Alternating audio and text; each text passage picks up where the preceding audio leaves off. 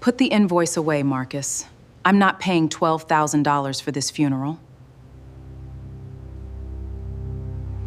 I approved nothing, Mr. Bell. My husband stopped earning 6 years ago, with my salary. Vanessa, everyone can hear you. The room went still behind me. I approved nothing, Mr. Bell. Finally, tell him the truth. Call one of the people who keeps praising you for being such a devoted son. She was my mother. And she is gone.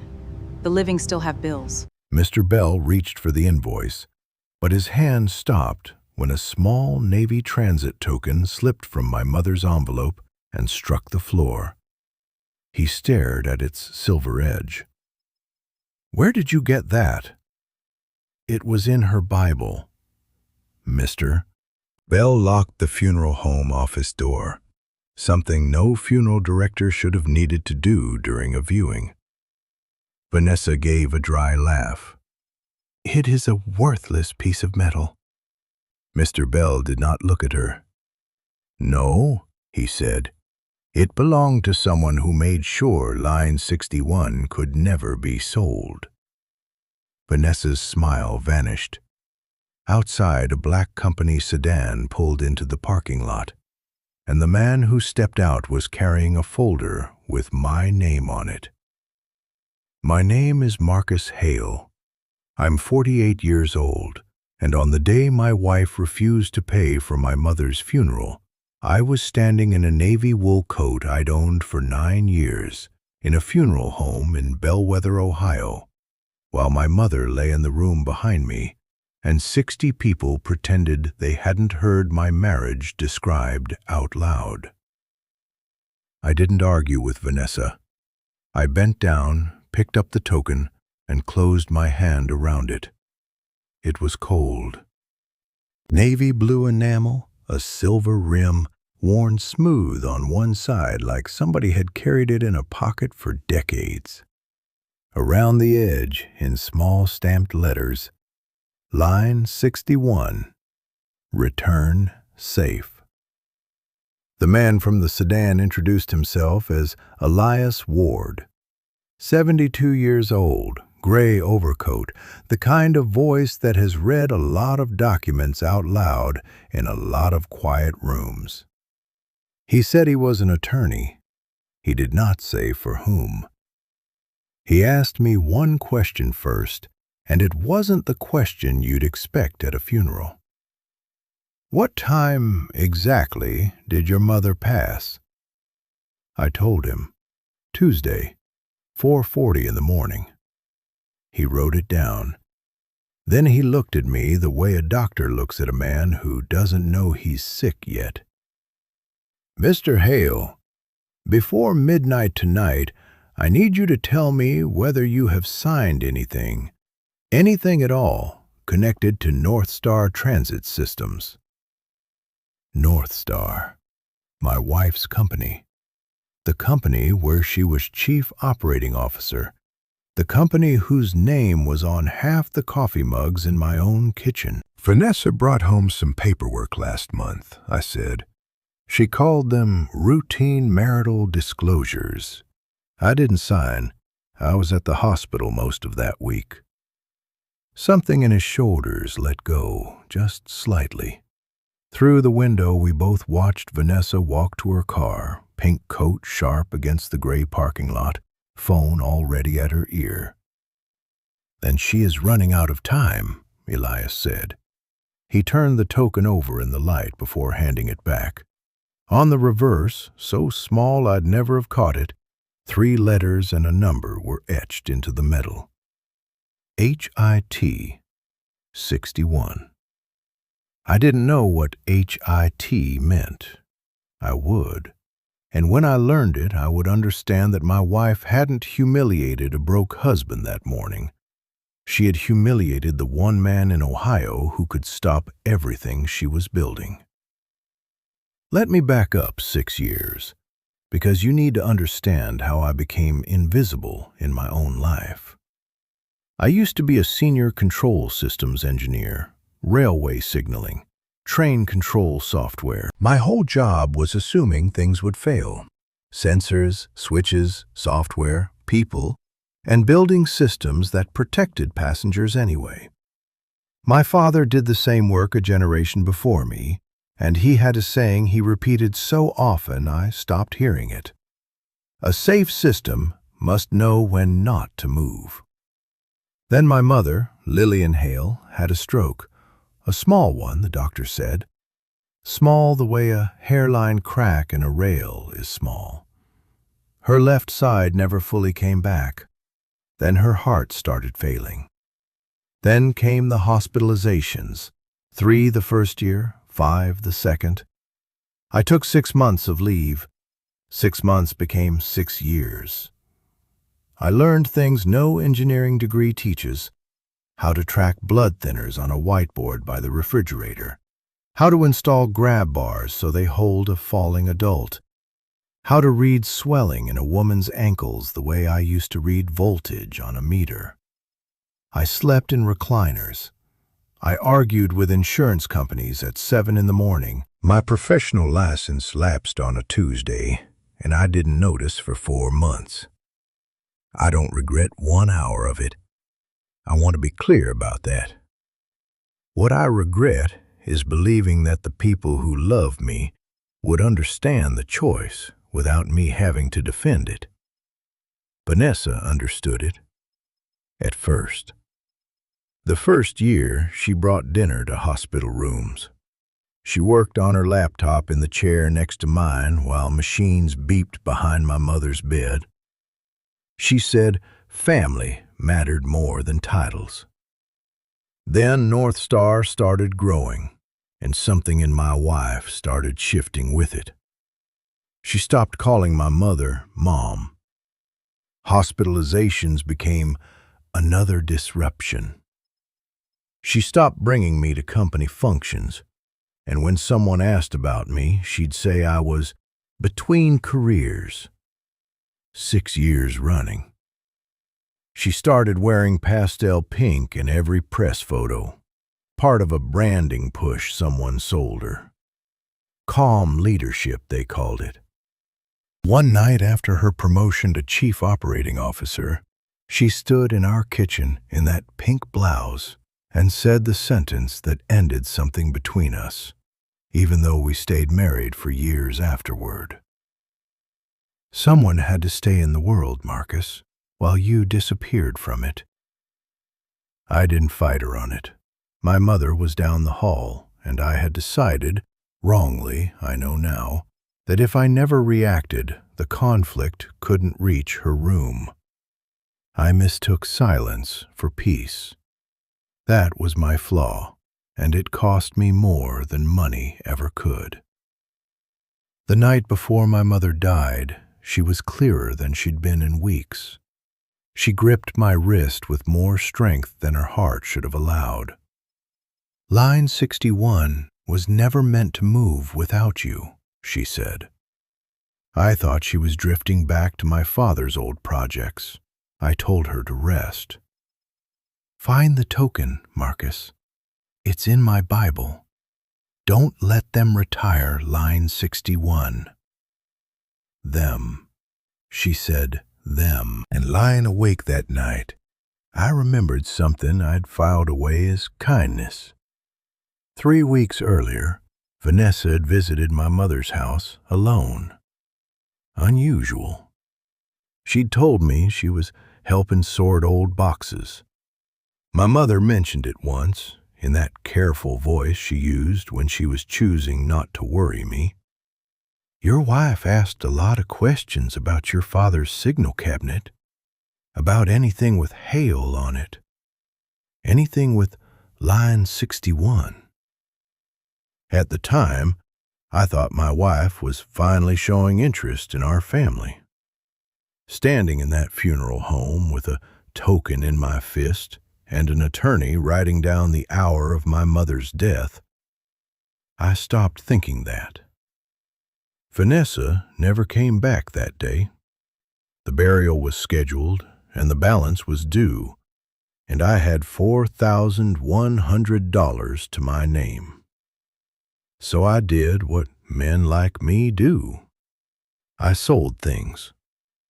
My diagnostic equipment, the oscilloscope, the signal analyzers, the tools I'd kept oiled for 6 years like a man keeps a promise. A dealer in Cleveland gave me less than half what they were worth. I covered most of the invoice. Arthur Bell quietly reduced the rest. And when I told him I'd repay every dollar of the difference, he didn't argue with me. He just nodded, like a man who understood that some debts are about dignity, not arithmetic. Then he told me about line 61. Arthur Bell, it turned out, hadn't always buried people. For 20 years, he'd been a maintenance supervisor on the old bellwether transit lines. And decades ago, there had been an experimental signaling line, a test track carrying the number 61. One afternoon, that system routed 2 trains into the same block, Arthur said. Your father caught it with seconds to spare. He forced a full line stop, shut everything down. Management wanted his head for the disruption. Arthur turned the token over in his fingers. Then they pulled the data and saw what would have happened if he hadn't. Your daddy gave one of these to every engineer on that line. And he'd say the same thing every time. A safe system must know when not to move, I said. Arthur looked up. So you did listen. We buried my mother on a Thursday, under a gray Ohio sky, with more retired transit workers in attendance than family. That evening I drove to her house, and I knew before I reached the bottom of the basement stairs that someone had been there. The basement door was unlocked. My mother locked everything.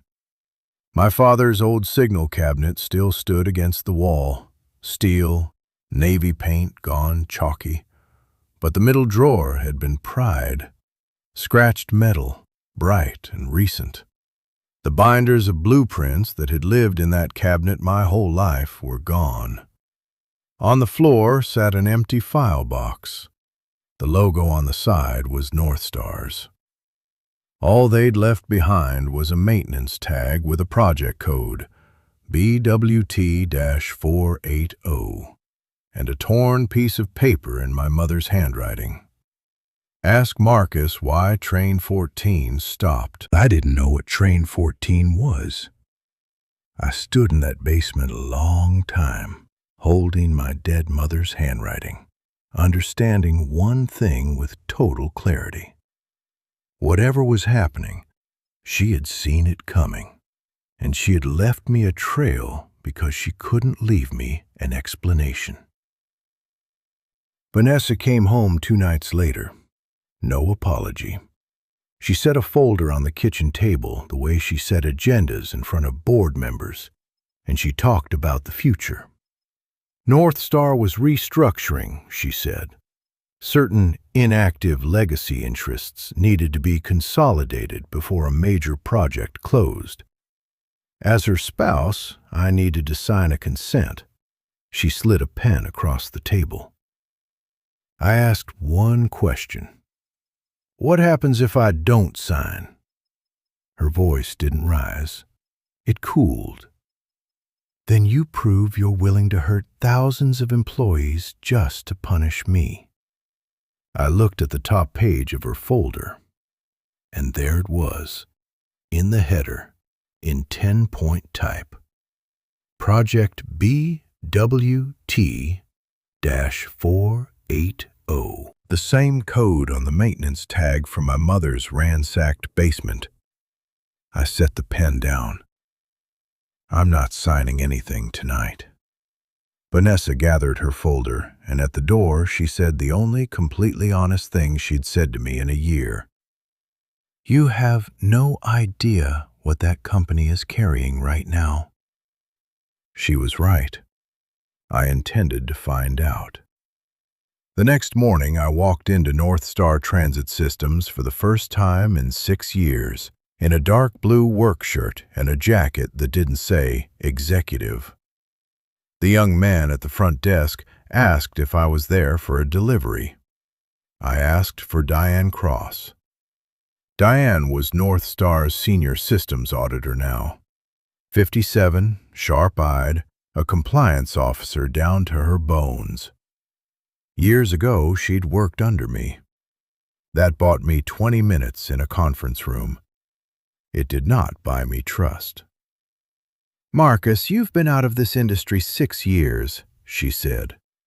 "Vanessa is 3 weeks from certifying the Blue Water Transit expansion, BWT-480, $480 million. Federal observers, the city, everybody watching, and you walk in here the week after a funeral asking about test data? Diane, what is Train 14? She went quiet. Train 14 is a simulation unit, she said finally. During validation runs, it triggered 3 abnormal stops. Then the stops disappeared from the final report. I flagged it. I was told it was reclassified. That's all I can say, and I can't show you raw logs. You have no authority here. Then show me 1 screenshot, I said. 1. If I'm wrong, I'll walk out and you'll never see me again. Maybe it was the funeral. Maybe it was the 6 years she'd watched this company change. She turned her laptop around for exactly 1 image. It took me 4 minutes. These timestamps are wrong, I said. Look at the spacing. Perfectly even intervals. A real fail-safe system under fault conditions throws asynchronous diagnostic bursts. Messy, clustered, ugly. This is smooth. This data was reconstructed after the test. I pointed lower. And this line, logged as operator intervention? That's covering an automatic emergency stop. The system stopped itself, and someone relabeled it as a human decision. Diane leaned in, and I watched 20 years of professional composure crack by 1 degree. Then I saw the error code, and my chest went tight. L61-RS. Diane, who wrote this control logic? It's proprietary. Developed in-house after you left. That's what the documentation says. The documentation is lying, I said quietly. I wrote this years ago. L61-RS is the restrictive stop routine from my father's Line 61 philosophy. When the data is uncertain, stop the train. Somebody kept my code, renamed it, and then switched off the part that makes it stop. That afternoon, Elias Ward took me to a bank downtown and a small room with a steel table, and he told me a story I'd lived inside my whole life without knowing it. Decades ago, North Star had nearly gone bankrupt. My father saved it. His patents, his personal collateral, an investor group he assembled himself.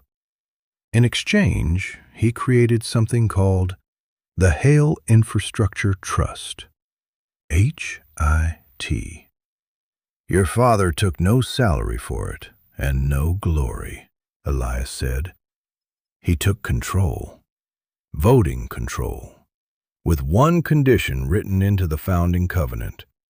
The company could never sell itself or certify a system that disabled fail-safe protections without independent review. Then he showed me a clause that explained everything about my wife's paperwork. If the succeeding beneficiary does not confirm his claim within 21 days of the lifetime custodian's death, the board may petition to transfer the trust's voting rights into a management pool. The lifetime custodian was my mother. She had been gone 15 days. I had 6. That's why Vanessa needed my signature, I said. A spousal consent, a waiver, proof I walked away voluntarily. Yes, Elias laid one more page on the steel table. The share register. And this is what you'd have been walking away from." I read it 3 times. Hale Infrastructure Trust, 61% voting control. 61%. Of North Star. Of my wife's company. Of the room she'd stood in that morning at the funeral home, telling 60 people I didn't get to make 5-figure decisions. I didn't feel triumph. I felt the floor of my whole life tilt. Why didn't my mother tell me? "Because your father made her promise," Elias said. "He watched money deform men his whole career. He wanted his son to build a life, not inherit a throne. Your mother was custodian, forbidden from touching operations. You were to be told when she passed, or if the safety covenant was ever violated." He paused. "Vanessa found the trust in the project's due diligence records months ago. She wasn't certain you could still claim it. She only needed you confused and grieving long enough to sign." I closed the folder. "Then file the claim, tonight." "I will, but understand something, Marcus." Elias looked at me over his glasses. "Ownership can stop the vote. It cannot prove the trains are safe. That part still belongs to you." Vanessa saw the token on our kitchen table that night, and for the first time in years my wife lost her composure in front of me. "What did Elias tell you? What did Diane show you? What have you signed?" I didn't answer. So she changed weapons 3 times. First came the appeal. And I'll be honest with you, parts of it were true. She had carried the mortgage for 6 years. She had kept our insurance alive while I sat in hospital rooms. She had worked while I cared for a dying woman, and she had done it alone. "I earned the right to decide what happens to North Star," she said. And there it was. She had kept a ledger of our marriage, and in her accounting, sacrifice was an investment that matured into power. Second came the threat. If I appeared anywhere near the certification, she'd tell the board I was an opportunistic heir, exploiting his mother's death. She'd cite my grief. She'd request a competency review. She'd freeze our joint accounts by Friday. Third came the deal. $3 million. My mother's house free and clear. A ceremonial title. Founder's heir. And Vanessa keeps the company, and the project rolls forward on schedule. I turned it down. Not because the number was small, because in 40 minutes of fighting for her company, my wife had not once mentioned the test logs, not once asked whether the trains were safe. That told me everything about what she knew, and what she'd decided didn't matter. 2 days later, Diane arranged a thing that would either restore my credibility or bury it. A controlled diagnostic review in North Star's own lab with a federal rail safety observer patched in remotely. The conditions were brutal by design. I would not know the failure sequence. 20 minutes on the clock, a live event stream, signal latency, a false occupancy reading, a power fluctuation, a dispatch override, and one stretch of data inserted purely to mislead me. I want to tell you I solved it like a movie hero. I didn't. For the first 8 minutes, I chased the power fluctuation, convinced it was the root cause. It wasn't. It was the decoy. And I burned nearly half my clock on it. Then I stopped. I heard my father's voice. When the data is uncertain, stop. So I stopped guessing and started listening to what the system itself had done. And there it was. Not one failure. 2 sensors disagreeing about whether a track block was occupied. Vanessa's updated software let the system vote out the inconvenient sensor. But when the second sensor lagged by 1.8 seconds, the system let the train advance into uncertainty. My original Line 61 code would have halted it cold. I laid it out with 3 minutes to spare. The Federal Observer asked Diane one question. Was the candidate's analysis consistent with the raw record? Diane looked at the screen for a long moment. It's not just consistent, she said. It's the only explanation. The system passed certification because the test was rewritten around the failure. I drove home that night, believing I had won. I had not. At 7:40 the next morning, Diane called me from a parking garage, and her voice was wrong. They suspended me, Marcus. The board had convened an emergency session overnight. Owen Pike, the chief financial officer, presented it, and Vanessa let him carry the knife. The lab review was declared unauthorized access to proprietary systems. Diane was placed on administrative leave, escorted out, her badge dead, her name suddenly attached to the words, possible prosecution. Every log from our session was sealed as compromised evidence. I was barred from North Star property, and one more thing, the public safety certification hearing had been moved up 24 hours. To the day before Elias could complete my trust filing. I sat in my truck outside my mother's empty house and understood exactly what had happened. Every piece of proof I had now lived behind a legal wall. The one professional who'd vouched for me had been made into a warning for everyone else. And the clock had been shortened so that when I stood up in that hearing, if they even let me speak, I would be nothing but a grieving, unemployed husband with a lapsed license and a grudge. Vanessa hadn't beaten my argument. She'd made my argument inadmissible. My plan, the official audit channel, the clean institutional path, was dead. I had cost Diane her career to build it. And for one long hour in that truck, I considered the $3 million. And I am not proud of how seriously I considered it. Then I looked at the token hanging from my keyring.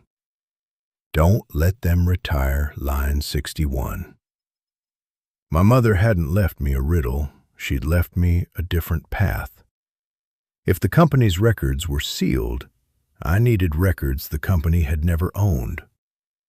I went down into her basement to my father's cabinet. I'd looked at that pried middle drawer a dozen times. But standing there that night, I noticed something I'd walked past my entire life. A shallow circular recess in the steel face below the lock, exactly the size of a coin.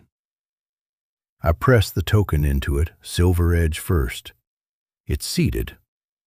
I turned it a quarter to the right, and somewhere inside the cabinet, a spring older than I was let go. A panel at the base, a panel I had never known existed, swung open. Whoever ransacked that cabinet had pried the drawer and taken the blueprints. They had missed the vault. Inside, the original Line 61 control schematic, my father's handwriting in the margins. An old reel-to-reel recording labeled with a board meeting date from before I was born. A bound copy of the Hale Trust Safety Covenant, my mother's notebook, and one thing that didn't belong to my father's era at all. A USB drive taped inside the lid, added recently. The notebook broke my heart before it armed me. My mother hadn't understood the engineering, but page after page in her careful church program handwriting, she had documented every visit. Vanessa came again, asked about the automatic stop authority, asked who could override it, and near the end, gave Arthur a copy of the funeral envelope in case I'm not here to hand it to Marcus myself. She'd known. A dying woman with a failing heart had run a quiet counterintelligence operation from her sickbed because she'd made a promise to my father 40 years ago. The USB held a single audio file, a voicemail Vanessa had left on my mother's phone, the phone Vanessa assumed a sick old woman could barely operate. Her voice, casual, unguarded, talking past my mother the way people talk past furniture. Once Marcus signs, the old stop clause disappears with the trust. My mother had saved it, and the covenant told me what I was now required to do with it. The controlling heir wasn't just permitted to act, he was obligated. Any system that intentionally disabled fail-safe design without independent review, the trust holder must suspend it, or the trust itself lost its legal protections. My father hadn't left me a fortune. He'd left me a duty with a fortune attached. The next morning, Arthur Bell handed me the original funeral invoice, the one Vanessa had refused. He turned it over. On the back, in my mother's handwriting, dated weeks before she died, when she'd pre-planned her own arrangements. A bill tells you what something costs. It does not tell you what it is worth. I put the invoice in my coat pocket next to the token. Elias filed my claim at 8:02 the next morning and drove the certification paperwork to the county himself. The hearing began at 10. The Public Safety Certification hearing for the Blue Water Transit expansion filled the City Council chamber past capacity. The Transit Authority at the front, federal observers on the left, union men in the back rows with their arms crossed, press along the walls, hundreds of North Star employees whose jobs rode on the outcome. Vanessa sat beside the city officials in a dusty rose suit, and I'll tell you the truth, she was brilliant. Jobs numbers, federal funding timelines, certification milestones, all green. When she mentioned legacy stakeholders resistant to modernization, she never looked at me. She didn't have to. A reporter had already recognized me, and the whisper moved through that room like weather. That's her husband, the one from the funeral home.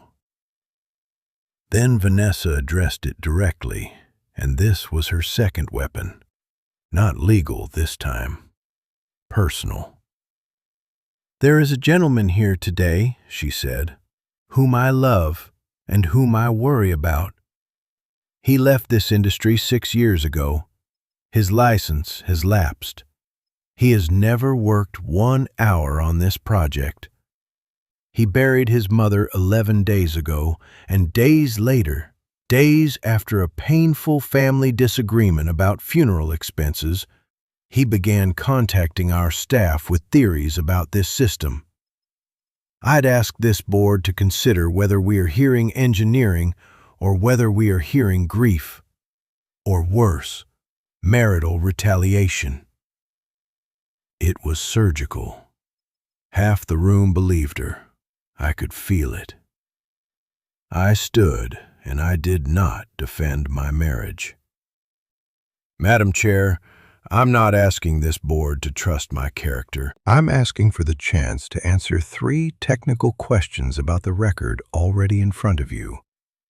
If my answers are wrong, the federal observers in this room will know it before I finish speaking." The board chair, a woman who had clearly buried a parent herself somewhere along the way, allowed it. They put the raw event log from Train 14 on the screen. and I explained it the way my father taught me, in words a rider on that train would understand. Two sensors disagreed about whether a section of track was occupied. Think of two watchmen, and one says the road is clear, and the other says he isn't sure. This software is written to outvote the cautious watchman. For 1.8 seconds, the train was allowed to advance on hope. The automatic stop you see here fired late, and someone relabeled it as a human decision because an automatic emergency stop in a certification test is a red flag, and a human decision is a footnote. From the back of the room, a union man stood. Raymond Cole, safety representative, 20 years a signal technician, and no friend of owners or executives. "Straight answer," he said. "Would a passenger train have collided?" "Not every time," I said, "and that's what makes this dangerous. A defect like this fails just rarely enough to be defended until the day it can't be." You could hear the room turn over that sentence. Vanessa played her next card. Her consultant took the podium, polished, credentialed, and made an argument that was, honestly, partly right. "My philosophy was old," he said. "Modern systems use probabilistic decision-making. Zero risk is a fantasy. The system met accepted thresholds." "He's correct about the mathematics," I said when it was my turn. "Probabilistic systems are legitimate. Here is the problem. His report's dataset excludes 3 emergency stops. Add those 3 events back into his own model, his math, and this system does not meet the threshold he just cited. The report isn't wrong." The input was edited. "Objection," Owen Pike called out. "He has no access to verified data. Anything he reviewed was obtained improperly and sealed." And that was the moment the doors at the back opened. Diane Cross walked down that center aisle on suspension, badge gone, career in the balance, carrying a document case. Nobody had sent her. Nobody could protect her. She had made her own decision that morning, alone. "Madam Chair, my name is Diane Cross, Senior Systems Auditor, currently suspended. Before my suspension, I preserved certified chain of custody copies of the raw validation data and filed them with the Federal Observer's Office, which is my legal obligation under my compliance certification, and which no board vote can seal." She set the case down. "Every number Mr. Hale just cited is in that record." The Federal Observer confirmed receipt. Vanessa's face did not move, but her hands did, flat on the table, pressing down, holding something steady. Then she stood and reached for the last institutional wall she had. "Even if this board orders further review," she said, "Mr. Hale has no standing here. He is a private citizen with no authority over this project." Elias Ward rose from the seat beside me, walked forward and handed the chair a certified filing. She read it again, then read it aloud. "The county has confirmed the claim of Marcus Hale as succeeding beneficiary of the Hale Infrastructure Trust, holding 61% voting control of North Star Transit Systems." There was no gasp. It was quieter than that, and heavier. The city attorney asked for a recess and was ignored. Board members turned to look at Vanessa, not at me, at her. Hundreds of employees began doing arithmetic about their own futures. Raymond Cole's voice cut through it. "You owned this company the whole time and said nothing?" "I didn't hide it from this room," I said. It was hidden from me. I learned what my father built 16 days ago, standing next to my mother's casket. And then Vanessa did the thing I should have seen coming, because she had always been the best prepared person in any room. She opened her portfolio and produced a document. Then perhaps Mr. Hale can explain this. A dormant share waiver, releasing any claim to legacy interests. Signed, she held it up, by him. They put it on the screen. It was my signature, my actual signature. The slope of the M, the way the H collapses. Half that room decided in 1 second that I was a liar. I looked at that page for a long moment, and then, God help me, I almost smiled, because I knew exactly where my own handwriting had come from. And it was the cruelest thing my wife ever did. "Madam Chair," I said, "please ask counsel to pull the document's file metadata and compare the signature to St. Anthony's Hospital Caregiver Authorization Form 11-C. It took 11 minutes. It felt like a year. The metadata came back first. The waiver document had been created 6 weeks after the date beside my signature. Then the comparison. The signature was not similar to the hospital form. It was identical, pixel for pixel.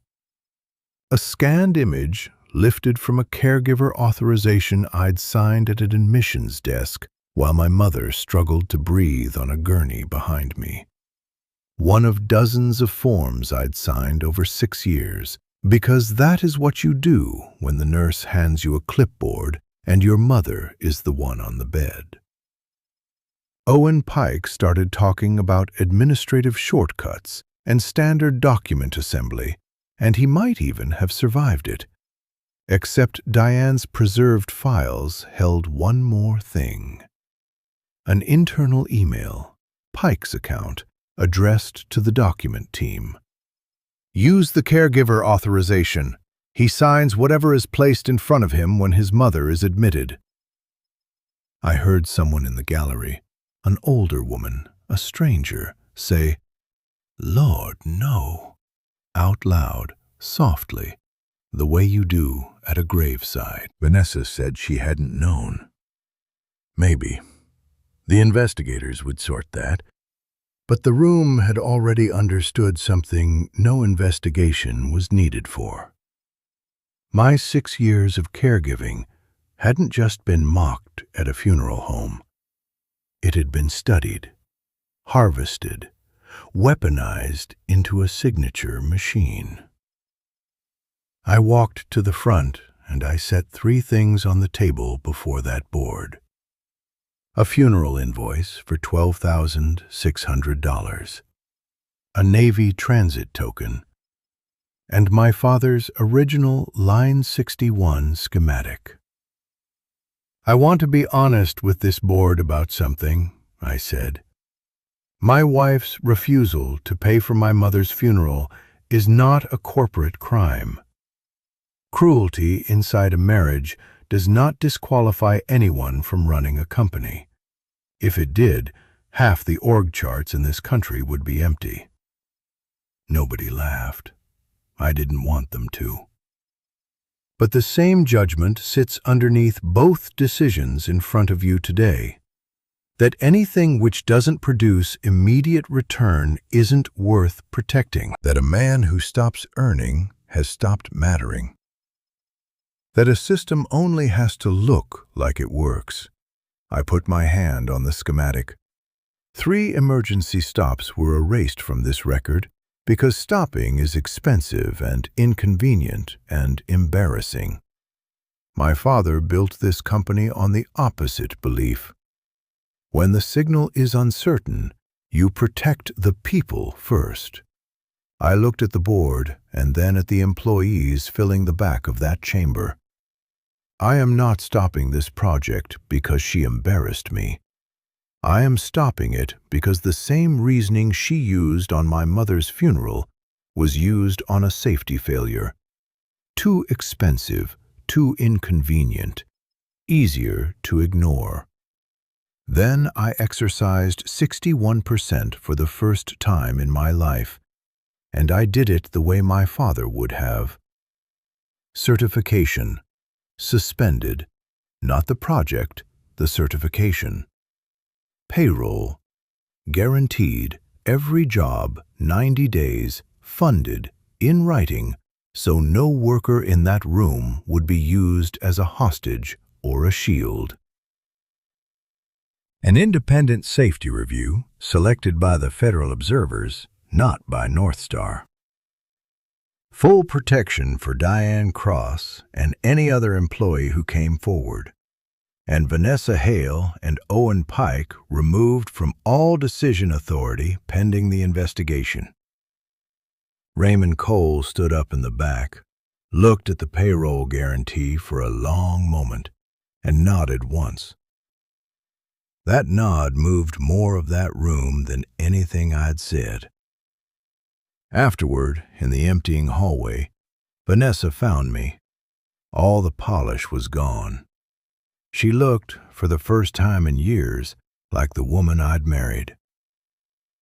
"Was this all because I wouldn't pay that bill?"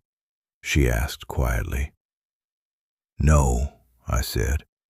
"That bill only showed me what you'd already decided things were worth." I didn't hand her divorce papers in front of anyone. That's not who my mother raised.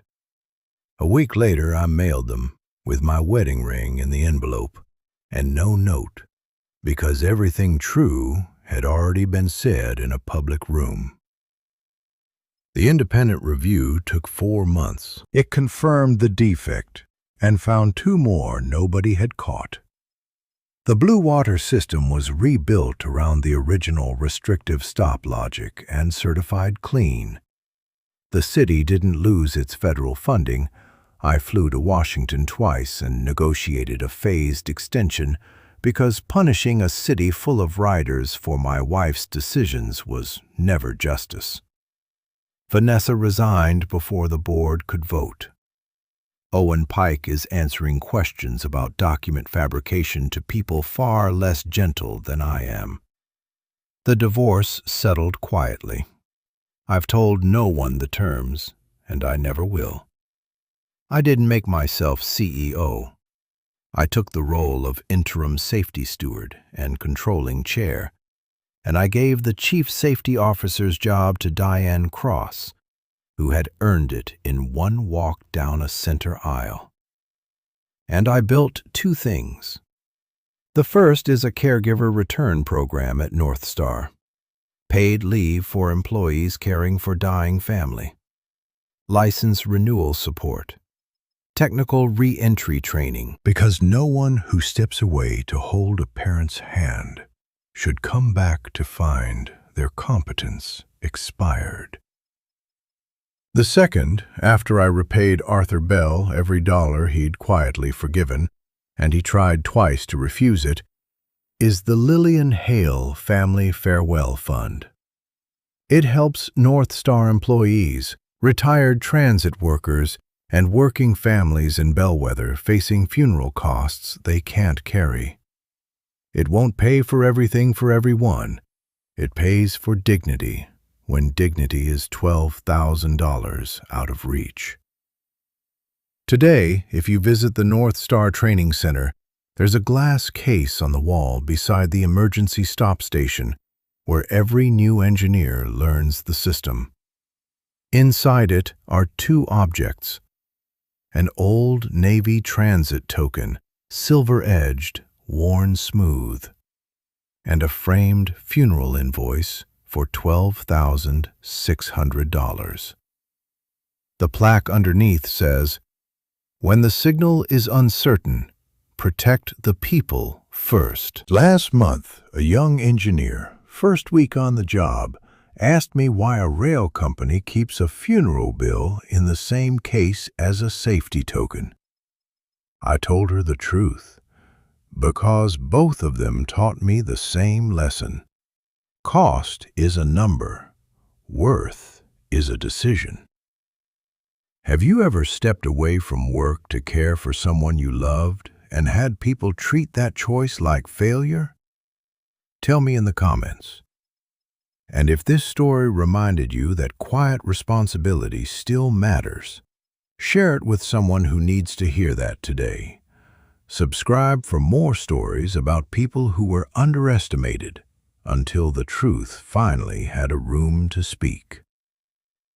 Before you go, let me leave you with one more thing. Not about Vanessa, not about the company, about you. Somewhere in your life, there is probably a version of that funeral invoice. A moment when somebody looked at the most loving thing you ever did and called it a cost. Maybe it was the years you spent raising children instead of chasing a promotion. Maybe it was the job you turned down because your father couldn't drive himself to dialysis anymore. Maybe it was the retirement you delayed, the house you didn't buy, the trip you never took because someone you loved needed your hands more than you needed applause. And maybe, like me, you stayed quiet about it. You told yourself that if the sacrifice was real, it shouldn't need explaining, that good work speaks for itself. Here's what 6 years in hospital rooms and 1 afternoon in a city council chamber taught me. Good work does speak for itself, but only if it survives long enough to be heard. Silence is not the same thing as peace. I confused the two for most of my marriage, and it nearly cost me my mother's house, my father's legacy, and the safety of people I'd never met. So don't wait for a crisis to say what you carried. Tonight, or this Sunday over coffee, tell one person the true price of something you did for love. Not to collect a debt, not to be thanked, just so the record exists somewhere outside your own chest. My mother kept a notebook. My father kept a token. Those two small, quiet objects outlived every loud voice in that hearing room. Your record can be that small: a letter in a drawer, a note on the back of a bill, a sentence spoken across a kitchen table. And if you're on the other side of this story, if there's someone in your family who stepped away from their career, their income, their standing to care for a parent or a spouse, do one thing this week. Call them. Not to check on the sick person, to check on them. Ask what it cost. Then listen without fixing anything. You may be the first person in years to treat their choice as work instead of absence. Because here is the truth this whole story rests on. The world is very good at measuring what people earn, and very bad at measuring what people protect. Salaries show up on paper. Vigilance doesn't. The engineer who stops the train never makes the news, only the crash does. The son who sits through 1,000 quiet nights never gets a promotion for it, but every family, every company, every city runs on people like that. The ones who hold the line when nobody's watching and ask for nothing but not to be called a failure for it. My father built a railroad on that belief. My mother defended it from a sickbed. All I did was refuse to sign it away. When the signal is uncertain, protect the people first. In a train system, in a company, in a marriage, in a family. Cost is a number. Worth is a decision. Make yours out loud.